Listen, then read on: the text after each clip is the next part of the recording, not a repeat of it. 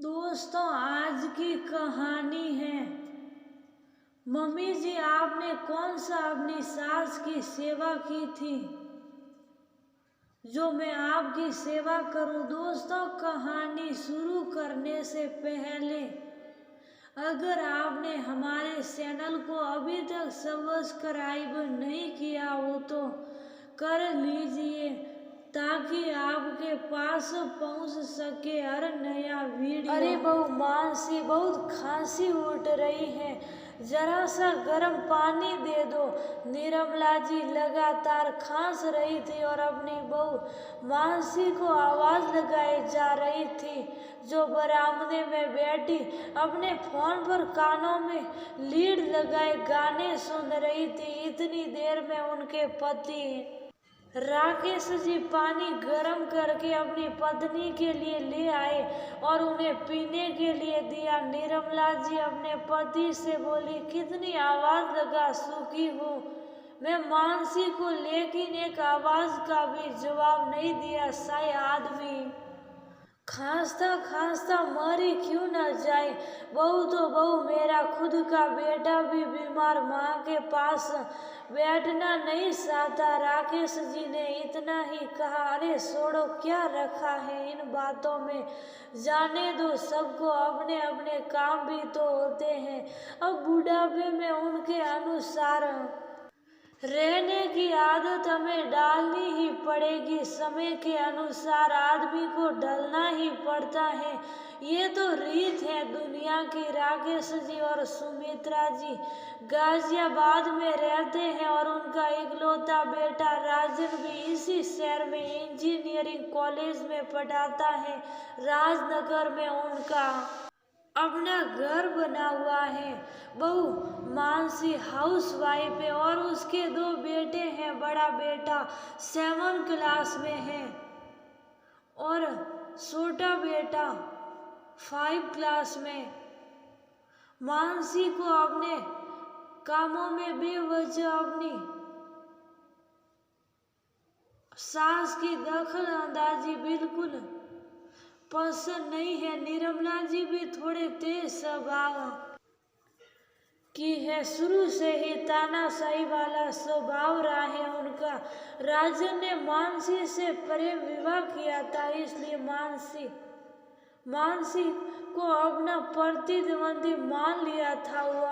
उन्हें लगता था उनके बेटे को मानसी ने उनसे छीन लिया है। मानसी ने उससे तालमेल बैठाने की बहुत कोशिश की, लेकिन कभी उनका दिल नहीं जीत पाई। राकेश जी के लाख समझाने के बावजूद भी उनके व्यवहार में कोई फर्क नहीं आया था, लेकिन अब 1 साल से घुटनों में दर्द होने की वजह से बहुत परेशान रहने लगी है। मानसी ने भी उनके स्वभाव के कारण अब उनसे दूरी बना ली है, क्योंकि मानसी में सिवाय कमियों के उन्हें कभी गुण नजर ही नहीं आए।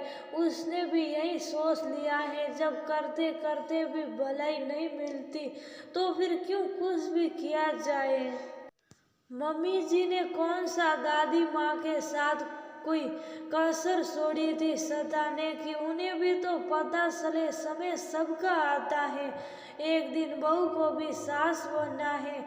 इसी कारण निर्मला जी को अपने प्रति अपनी बहू का व्यवहार अंदर तक आहत कर रहा था। इसी बात पर वह अपने पति के सामने रो रो कर बड़बड़ाई जा रही थी। अब अपने शरीर से थोड़ी लाचार जो हो गई थी। राकेश जी उन्हें समझाते हुए बोले, देखो निर्मला, बात तुम्हें बुरी लग सकती है, लेकिन जैसी ध्वनि जैसी प्रतिध्वनि, जैसा व्यवहार हम करते हैं वैसा हमारे सामने आता है। समय का चक्कर घूमता जरूर है। मानसी बहू ने देखा है तुम्हें भी मेरी माँ के साथ गलत व्यवहार करते हुए। मानसी अगर दिल की बुरी होती तो अपनी दादी सास की भी इतनी सेवा ना करती। तुम्हें भी कहाँ अच्छा लगता था जब मैं अपनी माँ के पास बैठकर बातें करता था या उनके पैरों पर तेल लगाकर मालिश भी कर देता था। मेरी माँ कह भी देती थी, मेरी वजह से तू अपनी गृहस्थी मत खराब कर। मेरा क्या है, तुझे तो बहू के साथ जीवन बिताना है। कितना झगड़ा करती थी तुम भी मेरे साथ, कितना समझाता था मैं तुम्हें कि इस उम्र में मैं अपनी माँ को ध्यान नहीं रखूंगा तो भगवान को क्या मुंह दिखाऊंगा। आखिर उनका भी इकलौता सहारा था। मैं कितनी कम उम्र में पिताजी छोड़कर चले गए थे। हम दोनों को पिताजी की कमी भी कितनी खलती थी। उन्हें जो बोया है वही काटना पड़ता है। हमारे बच्चों में कोई कमी नहीं है निर्मला, अब भी समय है। समय रहते अपनी सभी कमियां सुधार लो। मेरी माँ तो दुनिया से चली गई लेकिन उसने कभी तुम्हें बदुआ नहीं दी। आज निर्मला जी को अपनी सास के साथ किया गया अपना व्यवहार और एक एक बात याद आ रही थी। उनकी आंखों से आंसू नहीं रुक रहे थे। जब खुद पर बीतती हैं तब दूसरों का दर्द दिखाई देता है, लेकिन शायद तब तक बहुत देर हो जाती है। सही कह रहे हो जी आप, आज मुझे अपनी सारी गलतियां दिखाई दे रही है क्योंकि अब मैं उनकी जगह आ गई हूँ। समझ में आ रहा है मेरे व्यवहार का उन पर क्या असर होता होगा। राजन और मानसी भी उनके पीछे खड़े हुए सब बातें सुन रहे थे। राजन भी मानसी को यही समझा कर अपनी माँ से माफ़ी मांगने के लिए लाया था कि मानता हूँ माँ ने तुम्हारे साथ अच्छा व्यवहार नहीं किया, लेकिन इस समय माँ लाचार है और लाचार आदमी की सेवा करना इंसानियत है और ये तो हमारी माँ है। स्थिति कैसी हुई हो, माता पिता की सेवा करना औलाद का कर्तव्य है और मैं चाहता हूँ मेरे साथ तुम भी अपना फर्ज निभाओ जिससे भविष्य में अफसोस ना रहे कि हमने माता पिता की सेवा नहीं की। बुढ़ापा एक दिन सबको आना है मानसी, हमें भी आएगा।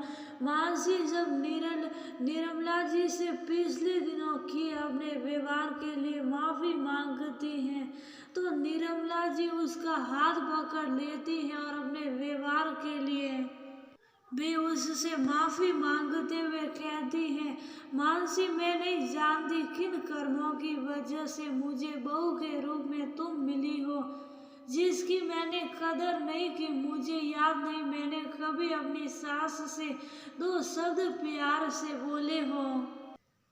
आज वह नहीं है, मैं उनसे माफ़ी भी नहीं मांग सकती, लेकिन मैं कोशिश करूँगी कि मेरी वजह से परिवार में कभी कलेश ना हो। आज सास बहू के बीच में सच में माँ बेटी का रिश्ता बन गया था।